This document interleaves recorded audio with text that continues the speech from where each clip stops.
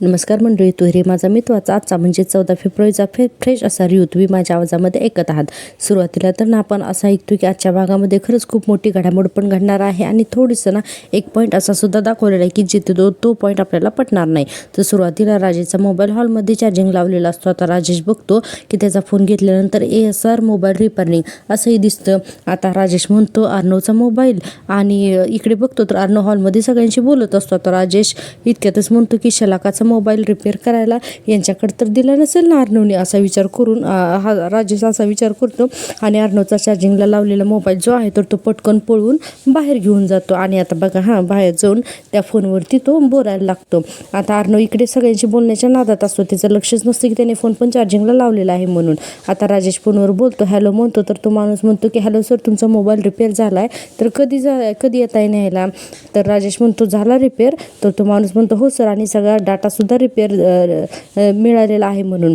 आता राजेश म्हणतो ठीक आहे, मी माणूस पाठवतो, पण तू जरा पत्ता पाठवशील का. तर तो माणूस म्हणतो अहो सर, तुम्ही तर सकाळीच येऊन गेलात ना, मग पत्ता कशाला. तर राजेश म्हणतो हो, पण मला जर का नाही जमलं ना तर मी माझ्या ड्रायव्हरला पाठवी ना, म्हणून म्हणलं की तुझा ॲड्रेस पाठव. तो माणूस म्हणतो हो हो चालेल सर, मी लगेच माझा पत्ता पाठवतो. आता फोन ठेवल्यानंतर राजेश म्हणतो की गेम पालटला असं म्हणून खुश होतो, कारण आता राजेश बघा पुढच्या सीनमध्ये आपण पाहतो की हा राजेश चक्क मोबाईल घेऊन पळून जाणार आहे. आणि आणखीन एक इथे अशी एक गोष्ट आहे की जी तुम्हाला पटणारच नाही. आता पुढे बघा, त्यासाठी रिव्ह्यू शेवटपर्यंत प्लीज बघत राहा. आता आपण पाहतोय दुसरा सीन. दुसऱ्या सीनमध्ये आपण पाहतोय रात्र झालेली असते आणि राजेशने जो काही रूममध्ये पसारा केलेला असतो ना, तर तो अर्णव तिथे कपड्यांच्या घड्या घालत बसलेला असतो त्याच्या रूममध्ये, आणि अजिबात त्याला व्यवस्थित घड्या घालता येत नसतात. इतक्यातच ईश्वरी रूममध्ये येते आणि आता पहिल्यांदा तर कपाटात बघते, अर्णवकडे बघते आणि मग लगेचच ओरडते ना हे भगवान म्हणून, कारण अर्णवने सगळं अस्ताव्यस्त करून ठेवलेलं असतं. अर्णव लगेच म्हणते काय झालं, हे भगवान म्हणाला काय झालंय. तर लगेच ईश्वरी म्हणते सर हे सगळं काय करताय तुम्ही. अर्णव म्हणतो काय करताय म्हणजे आवरतोय, तुला दिसत नाही आहे का. आता ईश्वरी म्हणते नाही सर, याला कंबरावरनं नाही, याला रायता फैलाना असं म्हणतात. आता अर्णव म्हणते की वॉट, रायता फैलाना काय म्हणतेस तू हे. तर ईश्वरी म्हणते म्हणजे काम आणखीन वाढून ठेवणं, सगळं ना सर तुम्ही उलटपुलट करून टाकलंय, तुम्ही सगळ्या वस्तूंच्या जागा बदलून टाकल्या आहेत तुम्ही. आणि डोक्यावर हात ठेवून म्हणते की 12 की ढेर. अर्णव म्हणतो 12 की ढेर काय, इथे मी काम करतोय दिसत नाही तुला, 12 की ढेर म्हणे. आता ईश्वरी म्हणते सर चिडू नका. अर्णव म्हणतो सर मी चिडत नाहीये, तर हवं ते बोलशील आणि मी काय ऐकून घ्यायचं का. ईश्वरी म्हणते सर मी फक्त एवढंच म्हटलं की तुम्ही ना सगळी गडबड करून ठेवली आहे, काय लहान मुलासारखं वागताय हो सर. अर्णव म्हणतो की लहान मुलासारखं तर तू वागते. ईश्वरी म्हणते सर तुम्ही काय बोलताय, एक तर लहान मुलासारखं सगळं उलटसुलट करून ठेवलं आणि वरून मलाच म्हणताय की तुम्ही लहान मुलासारखं वागते म्हणून. बापरे प्रेक्षकांनो, अर्णवने राजेशने सकाळी केलेला रूममध्ये पसारा संध्याकाळ झाली तरी अजून ईश्वरीने आवरलेला नसतो.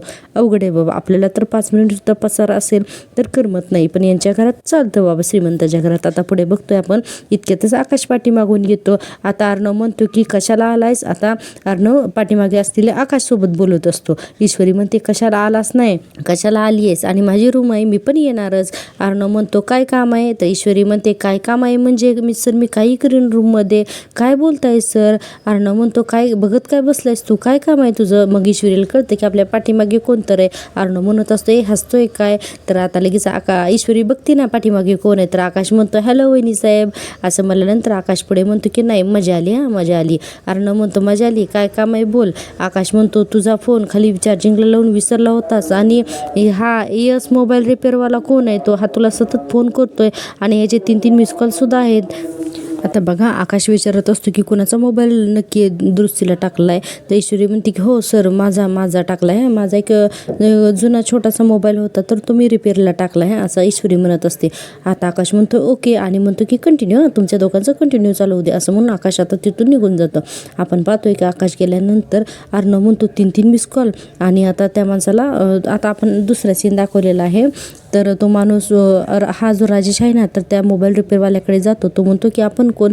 तर तो म्हणतो की मला अर्णवराजे शिर्के यांनी पाठवले, मी त्यांचा ड्रायव्हर आहे, त्यांनी मला इथं रिपेअर करायला मोबाईल टाकला आहे ना, तर तो घ्यायला बोलवले. तर तो माणूस म्हणतो की मोबाईल तर रिपेअर झाला आहे, पण मला त्यांना विचारावं लागेल. इतक्याच राजेश म्हणतो हो विचारायचं आहे काय. तर मोबाईल शॉपीवाला म्हणतो की नाही साहेब, काय ना की मी असा मोबाईल कोणालाही नाही देऊ शकत. राजेश म्हणतो त्यांनीच मला इथं पाठवलं आणि ते मला म्हणाले की त्यांचं मगाशी तुमच्याशी फोनवर बोलणं झालं आलंय म्हणून. इतक्यातच तो माणूस म्हणतो थांबा आणि डायरेक्ट अर्णवला फोन लावतो. अर्णव म्हणतो अरे त्याचाच फोन आहे म्हणून अर्णव उचलतो आणि म्हणतो हॅलो. तर तो माणूस म्हणतो की हॅलो अर्णव सर, तुमचा इथे एक ड्रायव्हर आलाय मोबाईल घ्यायला. अर्णव म्हणतो की वाट एक मिनिट कोणालाही मोबाईल देऊ नका, मी माणूस पाठवलेला नाही आहे. इतक्यातच राजेश त्या मोबाईल त्या माणसाच्या हातातून हिसकावून घेतो आणि पळत जातो ना. तो माणूस ओरडायला लागतो कुठं जातोय. अर्णव म्हणत असतो हॅलो. तो माणूस म्हणतो अर्णव सर, तुमचा ड्रायव्हर मोबाईल घेऊन पळाला. अर्णव इकडे ओरडतो ना जोरात वाट म्हणून आणि लगेचच तो माणूस सुद्धा मोबाईल शॉपीवाला राजेशच्या मागे पळायला लागतो. इकडे ईश्वरी म्हणते काय झालं सर. अर्णव म्हणतो आपण तो मोबाईल आपल्या हाती लागायच्या आतच राजेश तो मोबाईल राजेश तिथं पोचलाय. ईश्वरी म्हणते की काय. तर अर्णव म्हणतो हो, आणि तो मोबाईल शॉपीवाला म्हणत होता की कोणीतरी माझा ड्रायव्हर मरून गेले आणि आय थिंक तो राजेशचा असावा आणि तो फोन घेऊन तिथून पळून गेलाय असं अर्णव सांगतो. आणि आता ईश्वरी म्हणते हे भगवान, म्हणजे आपल्याला जो डाऊट होता तर तो राजेशच आहे जो इथं रूममध्ये आपल्या आला होता फोन शोधायला. हो ना सर. आता अर्णव म्हणतो की येस, आपण चेक करूया एकदा तो त्याच्या खोलीमध्ये आहे का ते असं म्हणून आता अर्णव आणि ईश्वरी बघा फोन ठेवल्या लगेचच राजेशच्या रूममध्ये जातात की तो आहे का नाही चेक करण्यासाठी. आजच्या भागातली अतिशयोक्ती जी आहे ना तर तिथेच बघा खाली सगळं डेकोरेशन झालेलं असते. म्हणजे हॉलमध्ये अख्ख्या आजी आणि मामा एकमेकांशी बोलत असतात. इतक्यातच अर्णव आणि ईश्वरीवरून खाली येतात ना. मामा म्हणतात की अर्णव ईश्वरीला बरं झालं तुम्ही दोघे आलात, ते मी तुम्हालाच हाक मारणार असतो. अर्णव म्हणतो मामा ते तर मामा म्हणतात हे बघ मी आधी जे सांगतोय ते अतिशय महत्त्वाचं आहे. काय नाही की अंजलीच्या डोळ्या जेवणाचा मेनू फिक्स झाला आहे, फक्त 2 स्वीट्स. आता ते कुठले ठेवायचे हे तू फिक्स करायचे, कारण आता तू त्या बाळाचा मामा आहेस. आणि हे असं बघताच मामानाच्या लक्षात येतं की या दोघांचा मूड काही ठीक नाही. मामा म्हणतात काय रे अर्णव काय झालंय म्हणून, तुम्ही दोघांशी का दिसतंय, काही झालंय का. आता असं म्हणल्यानंतर अर्णव सांगायलाच लागतो. इतक्यातच त्याची नजर आजीवर पडते आणि लगेचच अर्णव विषय बदलतो आणि म्हणतो की नाही काही नाही, ते काही नाही की आमचे काम होतं. जिजू आहेत का घरी, मला जरा त्यांच्याशी बोलायचं होतं. आजी म्हणतात अरे ते घरातच आहे, थोड्या वेळाने अंजलीसाठी डबा घेऊन हॉस्पिटलमध्ये जाणार आहे, ते घरातच आहेत. आता असं म्हणल्यानंतर अर्णव ईश्वरीकडे बघायला लागतो ना, असं कसं शक्य आहे. आता बघा आता फक्त अर्णव आणि ईश्वरी फोन ठेवल्यानंतर वरून खाली आलेत. इतक्यात राजेश सुद्धा रूममध्ये चक्क आला सुद्धा. मला इथेच थोडीशी अतिशयोक्ती वाटली की इतक्या पटकन राजेश कसा काय येऊ शकतो बरं. आता आपण पाहतोय की आता अर्णव आणि मामानं म्हणतात की बरं मी आलो सांग जरा जिजूंशी बोलून येतो. आता अर्णवच्या पाठोपाठ ईश्वरीसुद्धा जाते मी सुद्धा आलेच म्हणून. आता आकाश आजी आणि मामांना काही कळतच नाही असे का गेले म्हणून. आजी म्हणतात आवी अरे काय रे हे सगळं काय. मामा म्हणतात मलाही माहीत नाही. आता राजेशच्या रूम बाहेर अर्णव जातो आणि म्हणतो की आय एम शुअर हा माणूस इथे नाही आहे म्हणून. दरवाजा बघतो तर दरवाजा आतून बंद असतो. अर्णव म्हणतो अरे डोअर लॉक आहे, आत कोण आहे. तर ईश्वरी म्हणते राकेश आणि आत. आता अर्णव जोरजोरात दरवाजा वाजवायला लागतो ना, ईश्वरीसुद्धा दरवाजा वाजवते आणि हे दोघं इतक्यात जोरजोरात दरवाजा वाजवायला लागतात की डायरेक्ट राकेशच दरवाजा उघडतो. बाप रे. आणि त्यांना अर्णव आणि ईश्वरी तर हादरूनच जातात. हा इथे कसं काय, आत्ता तर 2 मिनिटापूर्वी फोनवर बोललो होतं ना. आता मला हीच फक्त गोष्ट अतिशयोक्ती वाटली. तुम्हाला काय वाटलं ते नक्की मला कमेंट करून सांगा. आता बघा हा राजेश एवढाच चालू दाखवला की इतक्या पटकन रूममध्ये आला सुद्धा आणि म्हणतो की काय रे अर्णव काय चाललंय, एवढे कसली इमर्जन्सी आहे तुमची असं तो राकेश म्हणायला लागतो. आता अर्णव ईश्वरी गप्पच बसतात. राकेश म्हणतो एवढं का दारा ठोकताय, अरे मी आंघोळ करत होतो जरा पेशन्स ठेव, एवढं काय झालंय. राकेश त्यांनाच बोलायला लागतो आणि म्हणतो की काय झालंय काय, असं काय बघतोयस माझ्याकडे. आणि हे दोघं जण बघतच राहतात. राजेश म्हणतो अरे येतोयस का मला आंघोळ घालायला, ये असं म्हणून अर्णवचा हात धरूनच त्याला आत रूममध्ये खिचून जातो. आता ईश्वरी सुद्धा त्याच्या पाठीमागे जाते ना रूममध्ये. आता रूममध्ये गेल्यानंतर हा अर्णव आहे ना त्याचा हात आहे ना हिसकावून देतो आणि म्हणतो तुझी ही नाटकं बंद कर. इतक्यातच पाठीमागून आजी मामाने आकाश येतात आणि आजी म्हणतात चिंटू हे तुझं नेमकं काय चाललं हे आम्हाला कळेल का. तर आजी समोर आल्यामुळे राजेशला तर पावरच येते ना. राजेश लगेचच बघा कशी ॲक्टिंग करतो. राजेश लगेच म्हणाला, आजी म्हणतात की चिंटू मी तुला काय विचारते. तर आजी म्हणतात की आजी ते अगं मी जिजूंसोबत मला बोलायचं होतं ताईबद्दल. तर राजेश म्हणतो हे असं रूमचं दार एवढ्या जोरात वाजवून रूममध्ये आत शिरून. आता असं म्हणल्यानंतर आजींच्या समोर अर्णव आणि ईश्वरी गप्पच राहतात, त्यांना काही बोलता येत नाही. आता पुढे असं राजेश म्हणतो की बरं ठीक आहे बोला, काय म्हणणं काय होतं तुमचं, काय बोलायचं होतं तुम्हाला, हरकत नाही बोला. आता असं म्हणल्यानंतर अर्णव सांगायला लागतो की नाही जिजू काय नाही की उद्या ताईला डिस्चार्ज मिळणार आहे, सो तिथलं पेमेंटची सगळी प्रोसिजर मी कंप्लीट केलेली आहे, तुम्हाला काही वेगळं करण्याची गरज नाही आहे एवढं सांगायचं होतं असं आता राजेश सांगतो. आता असं अर्णव सांगतो पेमेंटची काळजी करायची तुम्हाला गरज नाही. तर आजी मामा हे सगळं बघत असतात पण मामाला माहिती असतं आणि आता अर्णव रूममधून बाहेर निघून जातो. तर अर्णव गेल्यानंतर ईश्वरी म्हणते मी पण आलेच. आता ईश्वरी पण अर्णवच्या पाठीमागे निघून जाते. आता लगेचच आपण पाहतो की हा राजेश म्हणतो की अहो आजी, काय अर्णवचं काही मला काही कळतच नाही, हा किती विचित्र वागतोय हो खरं तर, असं राजेश मुद्दाम आजीला सांगत असतो. आपण मामांना बरोबर कळते आणि म्हणतो की पण ठीक आहे, काही हरकत नाही, एवढं काय त्यात झालं की शेवटी काय सगळे आपलीच माणसं आहेत ना, असं राजेश म्हणतो. आणि पुढे बघा आणि आजींनाच सांगायला लागतो की असो आजी, मी जरा आंघोळ करत होतो, अर्धवट टाकून आलो, मी जातो, असं म्हणले की आजी पटकन बाहेर जातात. आता आकाशाने आजी बाहेर गेल्यानंतर मामा त्याच्याकडेच बघत थांबताना तिथे, तर लगेच राजेश म्हणतो तुमचं काय येत आहे मला आंघोळ घालायला, येत आहे आता, असं म्हणल्यानंतर मामा त्याला चांगलं खुन्नस देतात, खुन्नस नजरेने बघतात आणि मामा पण तिथून निघून जातात. आता मामासुद्धा निघून गेल्यानंतर हा राजेश जो आहे तर तो अतिशय डेंजर दाखवला आहे. बापरे, राजेश म्हणतो की मला वाटलेलंच का चिंटू मला शोधत ती माझ्या रूममध्ये येणारच म्हणून, आणि म्हणतो की करेक्ट वेळेत पोचलो हा मी, असा राजेश म्हणायला लागतो. आता आपण पाहतो की पुढचा सीन.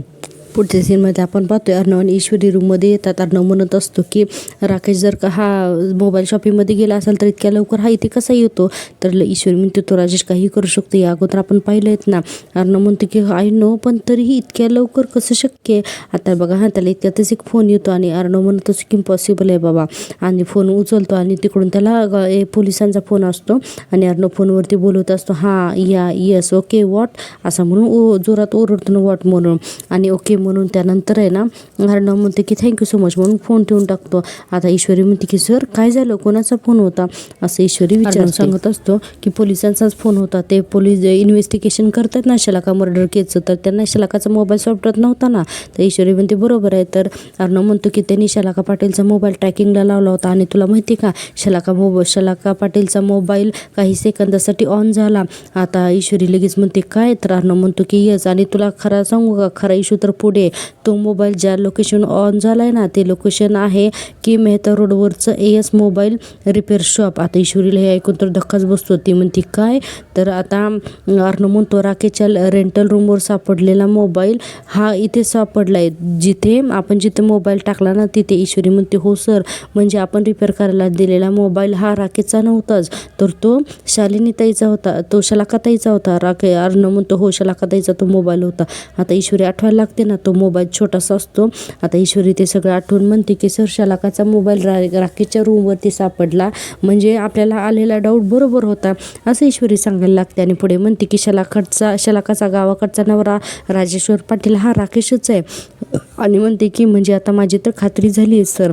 आणि पुढे म्हणते की बापरे, म्हणून आता हे दोघंही टेन्शनमध्ये आलेले असतात. अर्णवला तर इतकं टेन्शन येतो की हा माणूस किती लबाड आणि फ्रॉड आहे, ज्याचं लग्न आपल्या बहिणीवर झालं आहे म्हणून. अर्णव म्हणतो की हा माणूस शलाकाला भेटला राजेश्वर पाटील म्हणून, माझ्या ताईला भेटला राजेश भोसले म्हणून, आणि तुमच्या इथे रेंटवरती राहिला, तर तो काय नाव होतं त्याचं, म्हणजे काय नाव तिथं ठेवलं, तुझ्या आत्याच्या खोलीत राहत होता. आणि म्हणतो की हां राकेश नायर म्हणून तुझ्या आत्याच्या खोलीत राहिला, आणि म्हणतो की अशा कितीतरी आयडेंटिटीज असतील या माणसाच्या. ईश्वरी म्हणते की सर आपल्याला लवकरात लवकर आपल्याला एक काम करायला हवं आहे, शलाकाताईंच्या गावी जायचं आणि या बदमाश माणसाचा फोटो दाखवून कन्फर्म करून घ्यायचं की हा शलाकाताईंचा नवरा होता म्हणून. आता असं म्हणल्यानंतर अर्णव गप्पच बसतो, म्हणजे अर्णवला पटतं. हां ईश्वरी म्हणते शलाकाताईंच्या रूममध्ये जी काही फाईल सापडली ना त्यामध्ये त्यांच्या घरांची काही कागदपत्र आहेत, त्यामध्ये शलाकाताईंच्या गावाकडचा ॲड्रेस आहे, तर मी बघते, असं म्हणून ईश्वरी ती फाईल शोधण्यासाठी जाते. आता फाईल तर तिथेच असते, फक्त राकेशला सापडलेली नसते. आता इकडे अर्णव मनाशीच म्हणतो की I am really very sorry दी, पण हा माणूस किती फ्रॉड आहे ना, हे कधीतरी मला तुझ्यासमोर आणावंच लागेल, आणि त्यासाठी मला हे सगळं करावंच लागेल, नाही तर तुझं उरलेलं लाईफ पण बरबाद करून टाकेल हा माणूस, असं अर्णव म्हणत असतो. आणि आपण बघतोय की इकडे इतक्यातच ईश्वरी जाते आणि ती फाईल वगैरे शोधते, आणि त्या फाईलमध्ये तो ॲड्रेस बघतेच शलाका पाटीलच्या गावाचा, आणि तिला तो ॲड्रेस सापडतो. आता ती लगेच हाक मारते की सर अर्णव सर इकडे या म्हणून. आता अर्णव तिकडे जातो आणि म्हणते की सर हे बघा हा ॲड्रेस आहे, हा पत्ता आहे शालिनी पाटीलच्या गावचा, म्हणजे तिच्या घरचा म्हणून. आता असं म्हणल्यानंतर ईश्वरी म्हणते की सर जास्त विचार करत बसू नका प्लीज, आपण आत्ताच्या आत्ता निघूयात.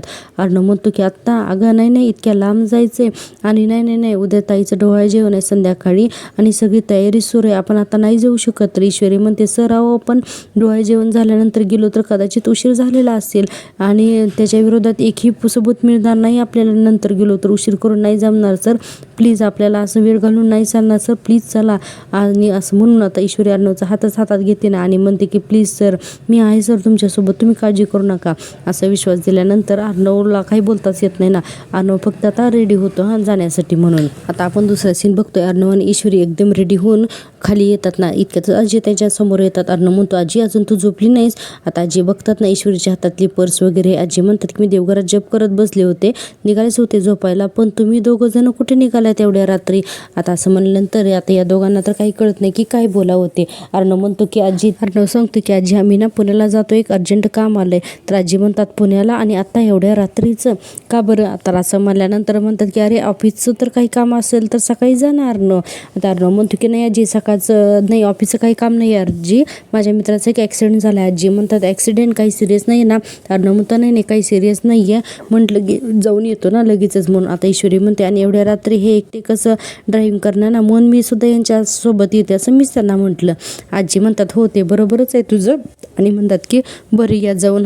ईश्वरी म्हणते हो आजी आम्ही येऊ सकाळपर्यंत, तुम्ही नका काळजी करू, असं आता ईश्वरीने आजींना सांगितल्यानंतर अर्णव म्हणतो आजी तू जाऊन झोप.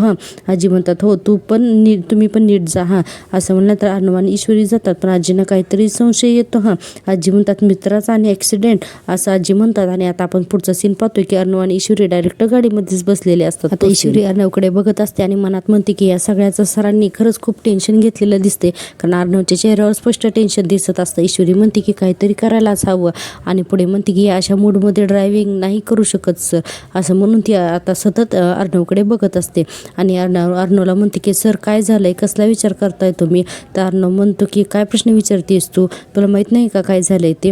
आणि पुढे म्हणतो की त्या फ्रॉड राजेचाच विचार करतोय ना मी. आता असं म्हणल्यानंतर अर्णव पुढे म्हणतो की माझ्या ताईचा नवरा म्हणून एकतर क्रिमिनल माझ्या घरात राहतोय आणि मी काहीच करू शकत नाहीये आणि दिस इज सो फर्स्टेड असं म्हणून तो स्टेरिंगवरतीच हात आपटतो. ईश्वरी म्हणते अहो सर काय करताय, लागेल ना तुम्हाला. अर्णव म्हणतो मी अगोदरच दुखात आहे आणि माझी ताई एका मर्डरची वाईफ आहे, तिचं होणारं बाळ.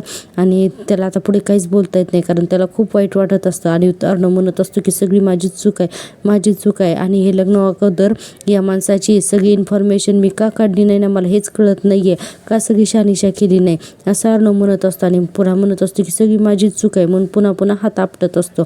ईश्वरी म्हणते सर प्लीज सावरा स्वतःला आणि सतत ना असं स्वतःला ब्लेम नका करू सर प्लीज, असं ईश्वरी म्हणत असते. पण अर्णव पुढे काहीच बोलत नाही. आता ईश्वरीला सुद्धा हे सगळं अर्णवचं काही आवडत नाही.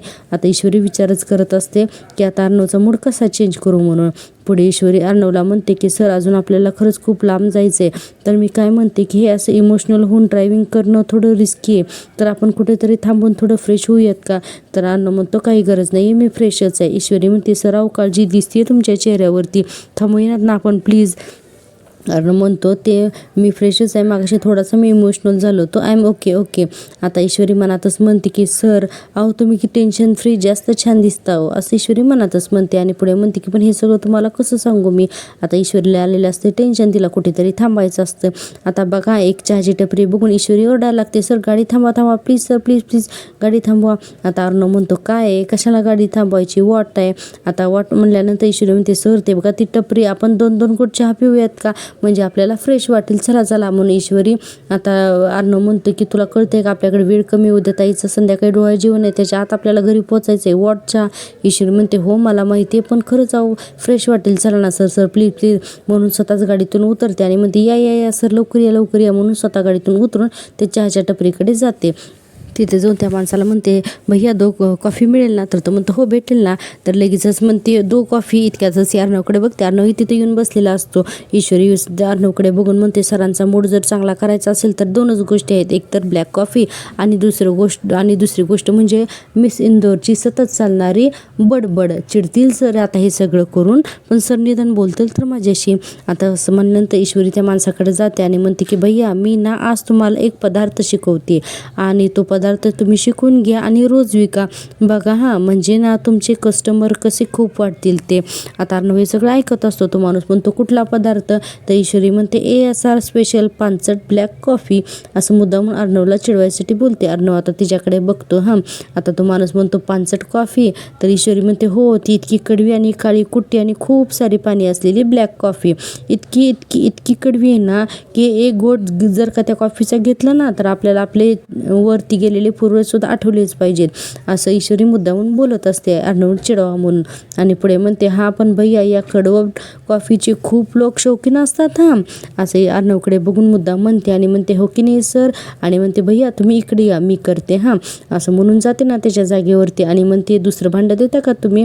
आता तो माणूस पण तिला भांडं देतो, लगे गॅसवरती भांडं काय ठेवते आणि म्हणते आता आपल्याला ही रेसिपी करण्यासाठी लागणार आहे खूप सारं पाणी म्हणून मुद्दामून जास्त बडबड करत असते. हो ना सर म्हणून अर्णव तिला काहीच बोलत नाही आणि म्हणतो इतकी बडबड करून गॅस काय तुझ्या बडबडीनं चालू होणार आहे का. लगेच ईश्वरी म्हणते बारा की डेर विसरली आहे भैया गॅस चालू करून द्या ना. आता तो माणूस गॅस चालू करून देतो, लगे ही त्याच्यावरती भांडं ठेवते. आता बघा पुढे आणखीन जास्त बडबड करते ईश्वरी आणि लगेच त्याला थँक्यू म्हणून भांडं काय ठेवते आणि म्हणते आता आपल्याला यात घालायचं आहे खूप सारं पाणी म्हणून इतकं मोठं पाणी घालून ठेवते त्या पातेल्यामध्ये आणि आता कॉफी करायला सुरुवात करते आणि म्हणते की त्यानंतर आता एक कप घ्यायचा, त्यामध्ये ही अशी कॉफी घालायची आणि मग पाणी उकळेपर्यंत ही कॉफीला असं गोल गोल गोल मस्त फेटून घ्यायची असं म्हणून ती आता कॉफी फेटताना वगैरे सगळं डिटेल दाखवलेलं आहे. आणि म्हणते की आता यामध्ये पाणी उकळलं की ते असं पाणी या ग्लासमध्ये मिक्स करायचं आणि मग कॉफी अशी मस्तपैकी मिक्स करून घ्यायची आणि मग तयार झाली आपली black coffee ASR special 1 number कडू आणि पानसट ब्लॅक कॉफी असं म्हणून हसायला लागते. अर्णव तिच्याकडे रागाने बघतो. आता तरी अर्णव एक शब्द बोलत नाही. आता ईश्वरी मुद्दामून ती तो जो कॉफीचा ग्लास आहे ना तो घेऊन यायला लागते. अर्णव काय तिच्याकडे बघतच नाही आणि मुद्दामच लगेच हाताला पोळ्याचं लगेच म्हणते करून ओरडते आई ग. आता इथे लगेचच सिरियलचा टायटल सॉन्ग दाखवले. अर्णव पळत येतो आणि म्हणतो बघू काय झाले. ईश्वरी म्हणते सर कॉफी भाजली ना माझ्या हाताला.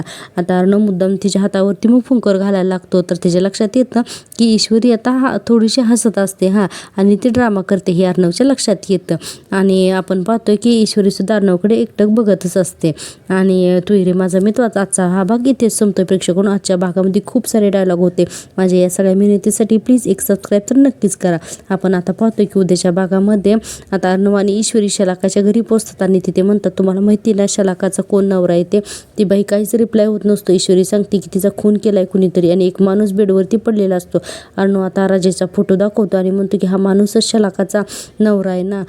तर ते लोक काहीच उत्तर देत नाही आहेत. आता बघूया उद्याच्या भागात राजेश पाटील हा नक्की कोण आहे याची माहिती आपल्याला नक्कीच मिळेल. त्यासाठी पाहत राहा माझी आवडती सिरियल आणि हो माझ्या पहिल्या यूट्यूब चॅनलला प्लीज सबस्क्राईब करायला अजिबात विसरू नका. भेटूया उद्याच्या भागात. तोपर्यंत टेक केअर. बाय.